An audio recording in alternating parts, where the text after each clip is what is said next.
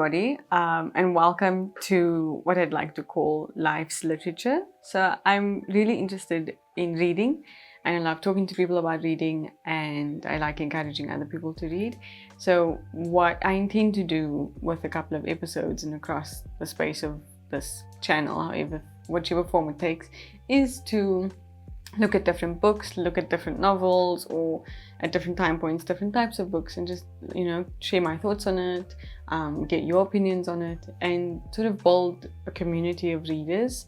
I find that reading is important. Sometimes we dip in and out of reading. Sometimes we fall out of reading. Sometimes we criticize ourselves for maybe not reading as much as we'd like to. So I'd like to cultivate a space where we are honest about, reading or not reading, and, what we can do to increase the amount of reading we'd like to do. I've said the word reading a lot. So the point is, I would like to look at different books at different points and share my thoughts on it. Some of it will be some titles that are maybe not as popular, or titles that have fallen out of popularity, or some older books. Because I do think that sometimes we feel pressured to read the newest books, read what's coming out recently, and that can, put some strain on us because we can't always access the newest books, or for whatever reason, it's maybe not taking our interest. So what I'd like to do is sort of expand our palette of reading, bring some titles back into rotation. I'd like to also have a very accessible approach to reading, like looking at novels from thrift stores or secondhand bookstores or charity shops, libraries, that kind of thing, because it then offers us this opportunity to think of third spaces, which I'll discuss more at a later point. It's not for right now.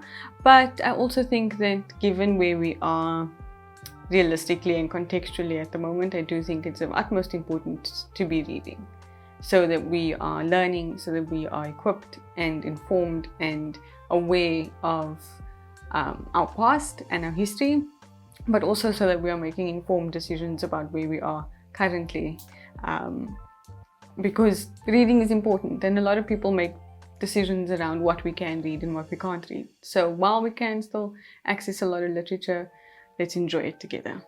Okay, so without further ado, it's a long-winded introduction. The first book that I'm looking at talking about is called Zakes Mda, Little Sons. It's not called Zakes Mda, the author's name is Zakes Mda. The title of the book is Little Sons. Anyway, what I'd like to do is sort of talk you through the blurb, read the blurb to you, and give you my thoughts on the novel, on the author itself, and its relevance to where we are. So let me stop rambling.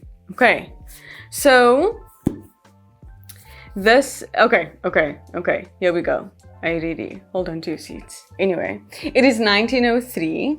A lame and frail Malangana, Little Sons, searches for his beloved Mthwakazi after many lonely years spent in Lesotho. Mthwakazi was the young woman he had fallen in love with 20 years earlier, before the assassination of Hamilton Hope ripped the two of them apart. Intertwined with Malangana's story is the account of Hope, a colonial magistrate who, in the late 19th century, was undermining the local kingdoms of the Eastern Cape in order to bring them under the control of the British. It was he who wanted to coerce Malangana's king and his people, the Ama Mpondo Mise, into joining his battle, a scheme Malangana's conscience could not allow. Zakes Mda's fine new novel, Little Sons, weaves the true events surrounding the death of Magistrate Hope into a touching story of love and perseverance that can transcend exile and strife. So quite a strong blurb. It does sort of give you a picture of what to anticipate with the book.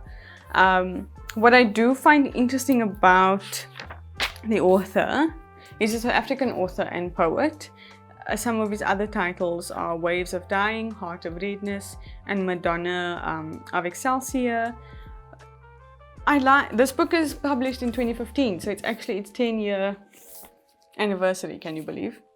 Anyway, what I've enjoyed about the book so far, I haven't read it finished, but what I've enjoyed about the book so far is a number of things. There is this true account of the colonial history of South Africa, which is important for us to read about and learn from. What I do enjoy about the way the story is told is that there's not this kind of passive subjugation of South Africa's people, but there is ownership of identity in the story as well. Hamilton Hope is a problematic figure in the story because he is trying to force people to get involved in a war that's not theirs. What I do find the most endearing about the story so far is that it's a love story, and as strong and powerful as Malangana is, he is being made fun of because of the love. His friends are teasing him about the fact that there is this love, an endearing love that he's searching for in various ways.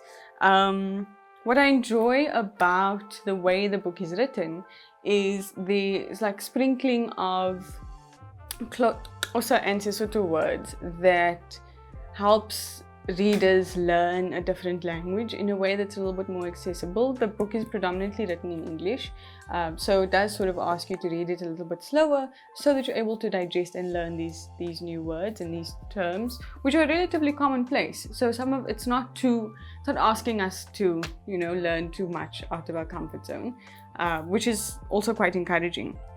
What I find meaningful about the character is that we are introduced to him as an old and frail man, and there's different time points in which we sort of track back to when he is young, and he has the same purpose throughout the book. He's trying to find this love of his, and there is the story of battle in the background as well. Some of the really sweet points on his journey trying to find his love, like trying to find her again, he encounters a blind man who is giving him sort of refuge for the evening, and the blind man sitting at a fire eating corn, and Malangana is walking out of the room that he's in, and the man asks, "Is it you?" And he was sort of taken aback because he was like, "You're not able to see, so how do you know it's me?"